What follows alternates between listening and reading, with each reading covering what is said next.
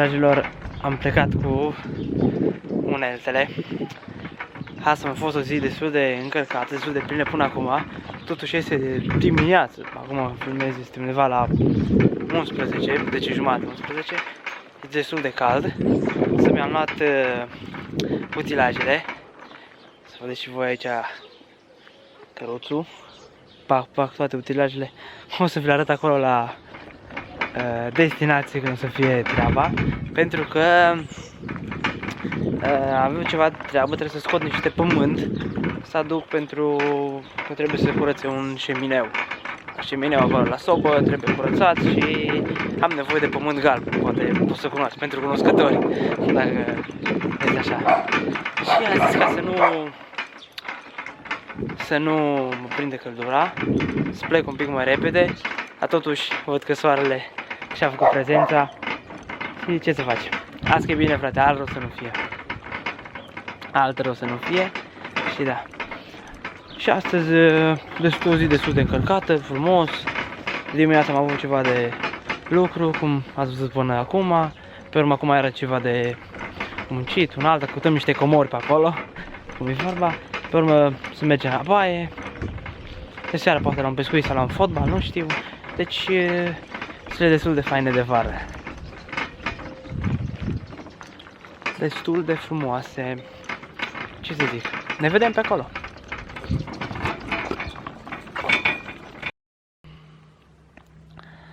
Oameni buni, am ajuns și eu.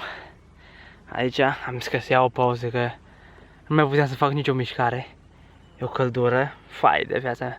Acum la ora asta, 11 dimineața, cam așa. Fai, spre amiază. Căldură de nu pot sta afară peste soarele ăsta. Aia de viața mea. Și am ajuns aici la locul de unde o să trebuiască să extrag, să scot pământul, bineînțeles. Și o să vă arăt totul, dar până de urmă stai aici în câmp, în zona asta, unde am făcut mai de mult vlogul acela cu mașinile, cu Dacia aceea și cu motorul. E un peisaj aici superb, o priveliște superbă. O să vă arăt și vouă câteva cadre. Și pe urmă, ce să zic, ne apucăm de treabă, nu de alta, dar căldură mare, fraților.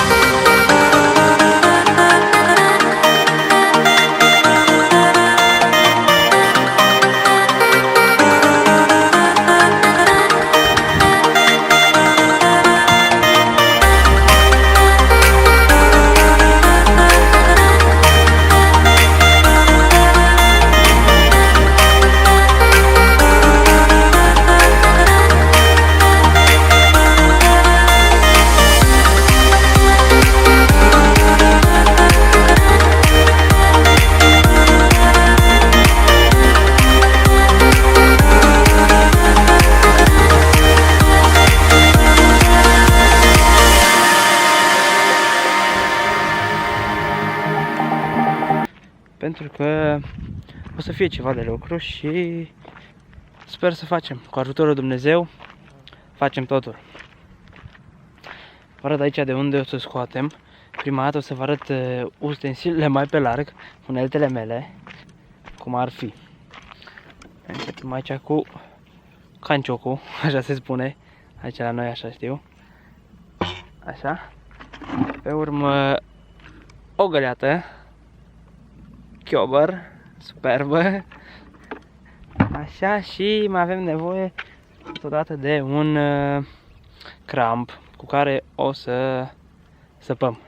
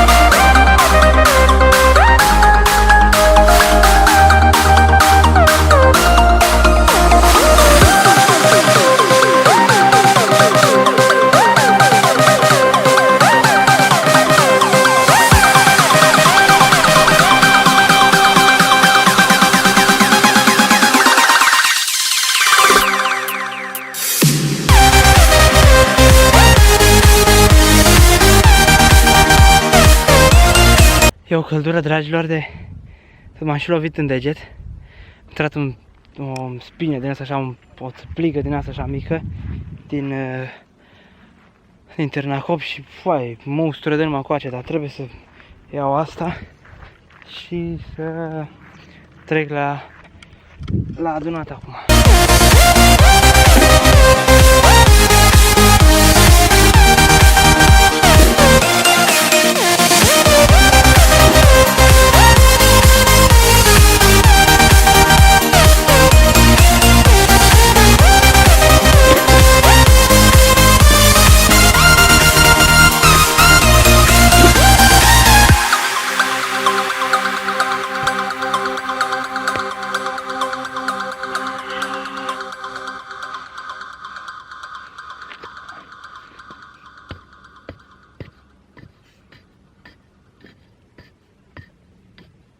Am terminat, dragilor, cât se poate de repede treaba, pentru că nu mai puteam, că sunt tot transpirat. Deci aici la lucrul meu pe ziua de astăzi, munca. Foarte bine și mergem spre casă, că e teroare de căldură. Am luat căruțul și să merg spre casă, pentru că mă deranjează un pic și degetul. M-am lovit acum la el. Deranjează un pic și... Căldură, măi, nașpa, nu prea poți să faci nimic pe vremea asta. Am ajuns, dragilor, acasă. Servim un măr corect, pentru că nu avem lumină. Așa. Ok, e super cald. Servim un măr un pic să ne înviorăm. Păi merg să servesc ceva, pe urmă o să merg la baie. Însă mai avem un pic de lucru în drum. Un pic cu iarba, să tăiem pe acolo și pe urmă treaba noastră.